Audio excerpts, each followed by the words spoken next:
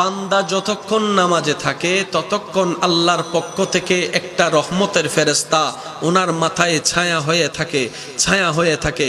বান্দা যখন কিয়ামে থাকে তখন তার জন্য আল্লাহর কাছে দোয়া করে, যখন রুকুতে যায় তখন তার জন্য আল্লাহর কাছে দোয়া করে, যখন বান্দা বলে সামি আল্লাহু লিমান হামিদা তখন রব্বানা লাকাল হামদ বলার সাথে সাথে ফেরেশতা বলে মওলা তোমার প্রশংসা করছে তোমার বান্দা, তুমি একটু কবুল করে নাও, তুমি একটু কবুল করে নাও।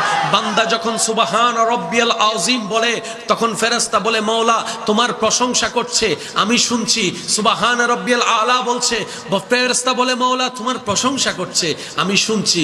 যখন বান্দা সিজদায় গিয়ে সুবহান রব্বিয়াল আলা বলে ফেরেশতা তার পক্ষ হয়ে রবের কাছে মাগফিরাত করে, ক্ষমা প্রার্থনা করে, ইস্তেগফার করে, ক্ষমা চাইতে থাকে।